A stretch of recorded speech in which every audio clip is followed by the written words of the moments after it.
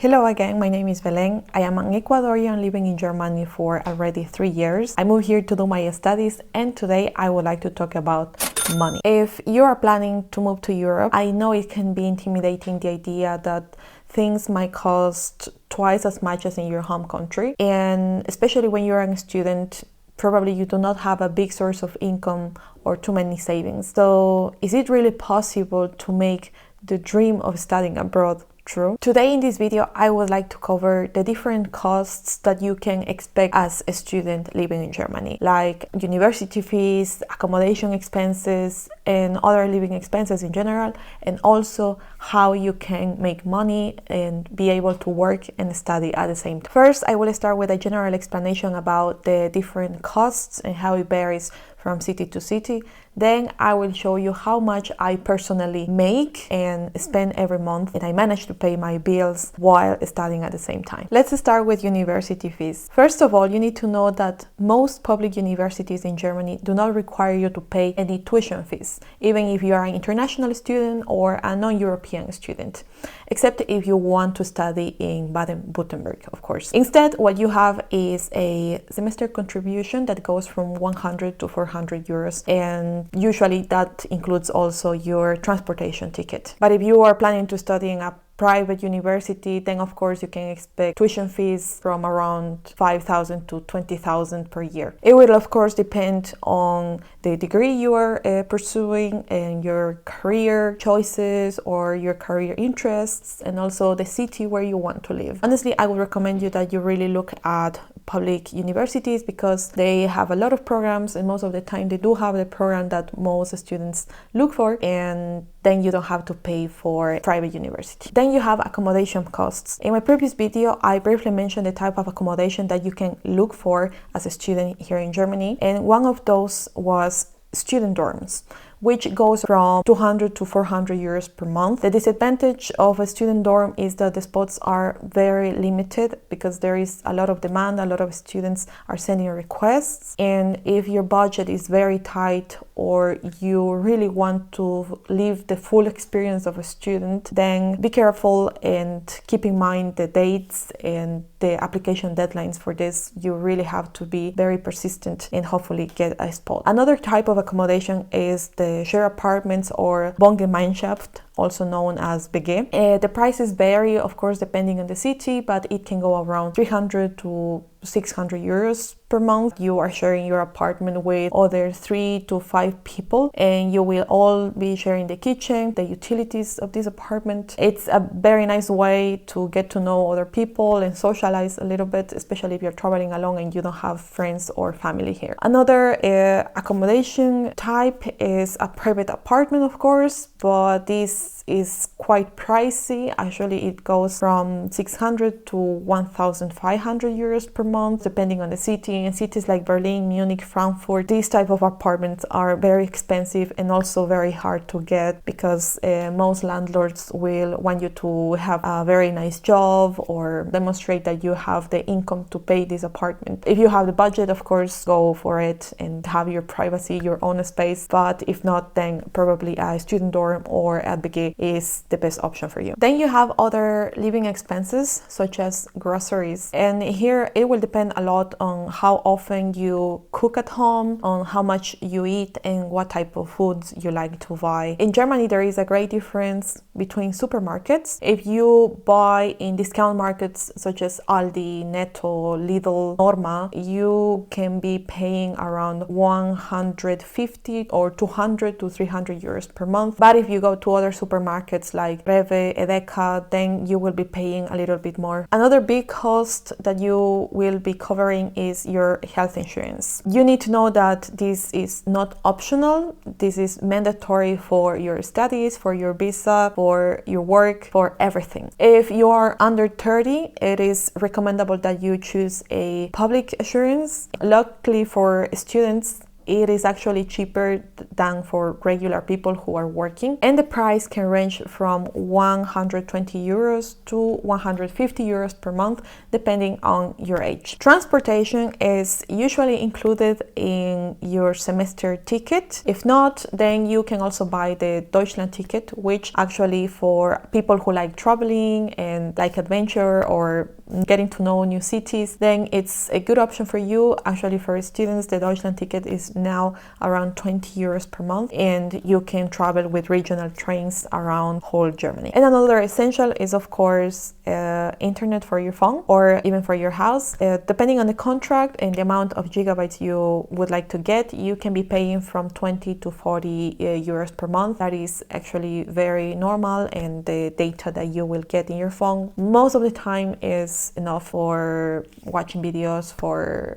doing quick searches on the internet when you're traveling, and so on. And of course, because you're probably young and you wanna know Germany, you wanna have fun, then you will also need some money for fun activities or social activities, parties, clubs, etc. Here also depends on your taste, how much you like to spend, the places you like to go. It can go from 50 to 200 euros per month. So if you're planning to come to Germany, it's good that you also have a budget for this, because then you will be able to get to know more people, to make new friends, and actually enjoy while you're studying at the same time. So far, I have just talked about how much you will spend while living here, but also you can make money here while you're studying. As an international student in Germany, you can work up to 140 full days or 280 half days per year. I know this can be quite confusing, and it is for that reason that most employers will give you a student contract that allows you to work 20 hours per week. But during breaks, you can work full time. The important part is that you do not go over the hours or the time stated in your visa. Another type of contract that is also very useful for students is the mini job contract, where you will be working around 10 hours per week and you will not make more than 556 euros per month. With this, you avoid paying taxes. But if you work the 20 hours in a regular working student contract, then you will be paying taxes, of course, as a regular part-time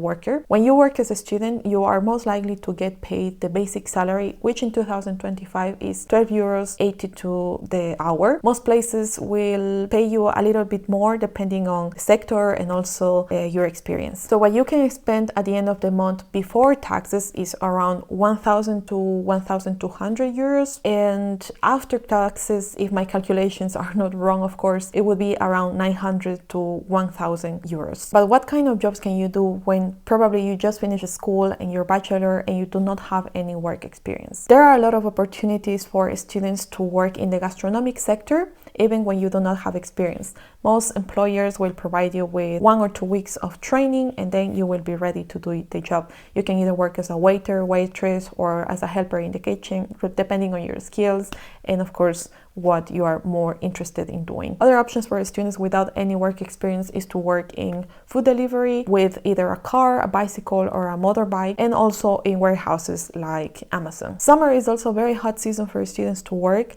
A lot of employers are looking for students with flexible hours to collaborate with them during events or concerts. But winter as well can be full of events like the Christmas market, and there are also employers looking for students to work in these very tiny huts. The jobs I just mentioned are jobs where you can immediately enter after a period of training if you do not have experience. Probably after arriving in Germany, you do not really want to run out of your savings and you need to earn money as soon as possible. And for this type of job, in most of the cases, you are not required to speak German fluently, but only a basic level of German, or sometimes even just English is enough. But you can also look for jobs related to your studies, of course. There is also a lot of companies that are offering working student positions or practicum. You, of course, will need a little bit more of time. It will depend on the requirements for the job position. Sometimes some international companies will just require you to speak English, while others might require you to speak German at a fluent level. Now, the moment of truth. How much do I spend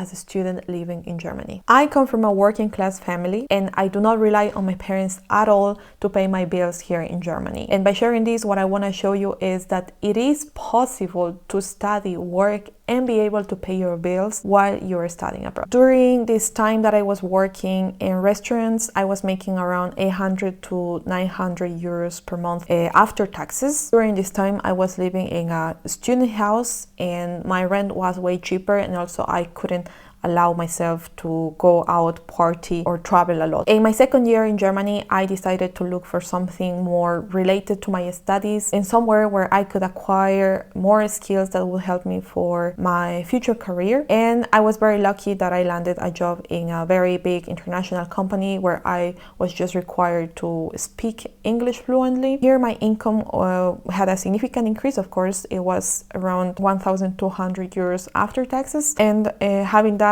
I decided to move in a bigger space. So having this in mind, then I would like to share with you how much money I am actually expending nowadays. So the first one is rent, where I spend most of my money, which is 500 euros. Then we have insurance, and as I told you, it is mandatory. You really do not have a choice. I am paying 140 euros. Then groceries, I am spending in average 200 to 300 euros per month. And also if I'm buying something special for a special dinner, of course, the bill is going to be a little bit more expensive, but I would say generally I give it good 200 euros.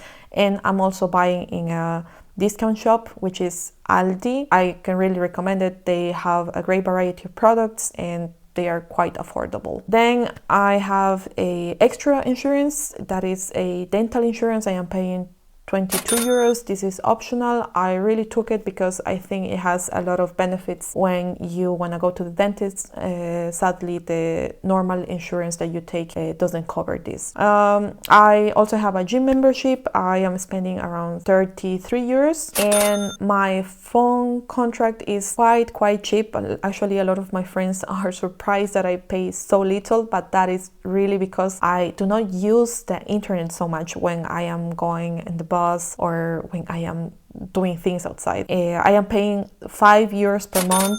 It's actually a prepaid card, and I really do not use data a lot. And also a lot of places in Germany have internet. If you go to a coffee shop, there you are gonna have internet. If you go to university, you have a Wi-Fi connection. If you go to sometimes even in the bus or at the bus stations, you have access to internet. So I really do not want to pay more. I am buying the Deutschland ticket, which is an extra cost. I do have the ticket that is covered in my semester fee when I pay at university, but because I like to get out of the city, sometimes travel to the south of Germany to know new places, I buy the Deutschland ticket, which is around 20 euros per month. And for going out, I really try to be strict here. I am put myself a budget of 100 euros per month, but sometimes I might spend a little bit more and other times a little bit less. So the total cost of my living expenses at the end of the month would be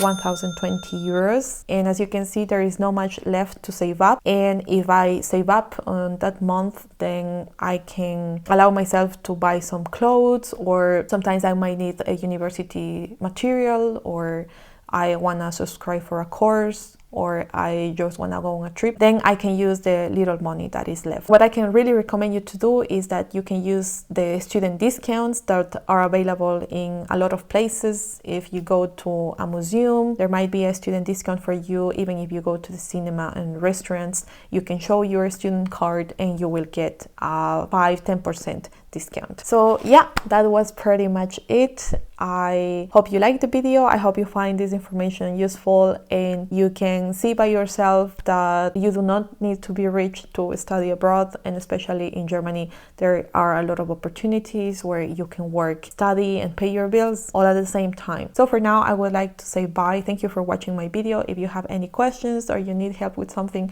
you can just leave it in the comments and I will try to answer to you as soon as possible. Do not forget to subscribe and like my video. See you soon. Bye.